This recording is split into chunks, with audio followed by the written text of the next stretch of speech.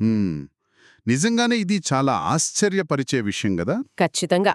చట్టాన్ని రక్షించాల్సిన ఒక ఐపీఎస్ అధికారి ఆ చట్టాన్ని ఆయుధంగా మలుచుకొని తన భర్తను, అలాగే వృద్ధుడైన మామను ఏకంగా 100 రోజుల పాటు జైలుకు పంపారు. నిజమే. ఈ శివాంగి బన్సాల్ వర్సెస్ సాహిబ్ బన్సార్ కేసు వ్యవహారం న్యాయ వ్యవస్థ దుర్వినియోగానికి ఒక పెద్ద హెచ్చరిక లాంటిది. అంటే ఒక వ్యక్తిగత కక్ష కోసం చట్టాన్ని ఎంతలా వాడచ్చో ఈ వ్యవహారం మనకు చూపిస్తుంది.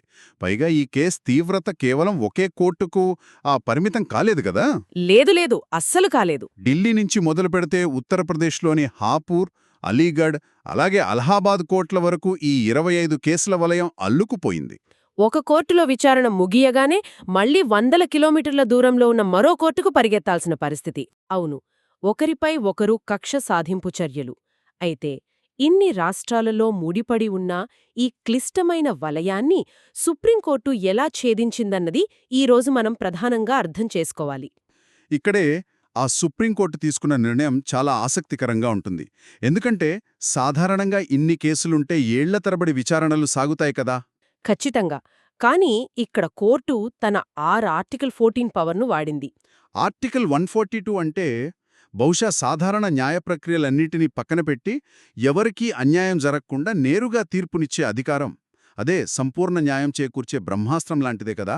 సరిగ్గా చెప్పారు. ఈ రాజ్యాంగ అధికారం ద్వారానే కోర్టు ఆ వివాహాన్ని తక్షణమే రద్దు చేసింది. అంతేకాకుండా సెక్షన్ 125 సిఆర్పిసి కింద భర్త చెల్లించాల్సిన భరణాన్ని కూడా పూర్తిగా రద్దు చేసింది. అంటే ఒకే దెబ్బకు దశాబ్దాల పాటు సాగాల్సిన న్యాయ పోరాటానికి ముగింపు పలికారన్నమాట. అవును, వివిధ రాష్ట్రాలలో పెండింగ్లో ఉన్న ఆ మొత్తం 25 సివిల్ క్రిమినల్ కేసులను ఒకేసారి కొట్టివేస్తూ కోర్టు ఈ అసాధారణ నిర్ణయం తీసుకుంది. అయితే ఇక్కడ కోర్టు ఒక స్పష్టమైన బ్యాలెన్స్ కూడా మెయింటైన్ చేసినట్లుంది. నిజమే.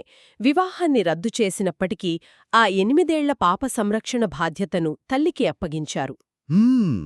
కాని అదే సమయంలో ఆ పాపకు తండ్రి ప్రేమ దూరం కాకూడదని తండ్రికి విజిటేషన్ రైట్స్ అంటే పిల్లల పలకరింపు హక్కులను ఖచ్చితంగా కల్పించింది. ఇది చాలా ముఖ్యమైన పాయింట్. అలాగే ఈ కేసులో నాకు బాగా ఆశ్చర్యం కలిగించిన మరో విషయం ఆ భార్య క్షమాపణ చెప్పాల్సి రావడం. అవునండి, అన్యాయంగా 100 రోజుల పాటు భర్తను మామను జైలుకు పంపినందుకు కోర్టు చాలా సీరియస్ అయింది. జాతీయ స్థాయి ఆంగ్ల హిందీ పత్రికలలో ఆమె బేషరతుగా క్షమాపణలు చెబుతూ ప్రకటన ఇవ్వాలని ఆదేశించింది కదా. ఖచ్చితంగా. ఒక ఉన్నత స్థాయి పోలీస్ అధికారిగా ఉండి అధికారాన్ని దుర్వినియోగం చేసినందుకు ఇదొక చారిత్రాత్మకమైన తీర్పు.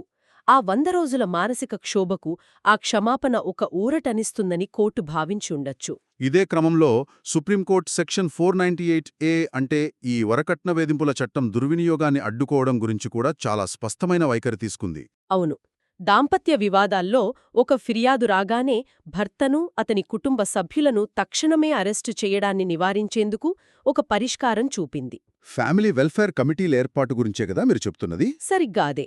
ఈ కమిటీలను ఏర్పాటు చేయాలన్నా అలహాబాద్ హైకోర్టు మార్గదర్శకాలను సుప్రీంకోర్టు బలంగా సమర్థించింది. అంటే ఒక ఫిర్యాదు రాగానే పోలీసులు నేరుగా అరెస్టు చేయకుండా ముందు ఈ కమిటీలు ఆరోపణలను పరిశీలించి రిపోర్టిస్తాయి. అవును, దీనివల్ల తప్పుడు కేసులతో ఎవరిని వేధించకుండా ఒక బలీయమైన రక్షణ కలుగుతుంది. ఈ మొత్తం విశ్లేషణ ద్వారా కోర్టులు ఇస్తున్న స్పష్టమైన సందేశం ఒక్కటే: చట్టాన్ని వ్యక్తిగత కక్ష సాధింపులకు వాడితే ఎంతటి వారినైనా ఉపేక్షించేది లేదని కదా. అవును. అలాగే విడాకుల కేసుల్లో ఎప్పుడూ పిల్లల సంక్షేమానికే ప్రథమ ప్రాధాన్యత. భార్యాభర్తలు విడిపోయినా పిల్లలకు ఇద్దరి ప్రేమ దక్కేలా చూడటమే కోర్టుల ఉద్దేశం. న్యాయవాదులకు అలాగే న్యాయశాస్త్ర విద్యార్థులకు కూడా ఈ తీర్పు ఒక అద్భుతమైన పాఠం. నిజమే. బహుళ రాష్ట్రాల్లో వేర్వేరు కోర్టుల్లో ఉన్న కేసులను ఏకకాలంలో కొట్టివేయడానికి ఆర్టికల్ 142ను ఎలా ఉపయోగించవచ్చో ఇది స్పష్టం చేస్తోంది. ముఖ్యంగా దాంపత్య వివాదాల్లో ఎలాంటి ఆధారాలు లేకుండా జరిగే తక్షణ అరెస్టులను అడ్డుకోవడానికి, క్లయింట్లను రక్షించడానికి ఇదొక కీలకమైన తీర్పు. ఖచ్చితంగా. అయితే ఇదంతా విన్న తర్వాత నాకొక ఆలోచనొస్తోంది. ఏంటది? తప్పుడు కేసుల వల్ల ఒక వ్యక్తి జైలు పాలై తన విలువైన సమయాన్ని, సమాజంలో పరువును కోల్పోతే దానికి కేవలం పత్రికల్లో ఒక క్షమాపణ ప్రకటనిస్తే సరిపోతుందా? ఇది నిజంగా ఆలోచించాల్సిన విషయమే.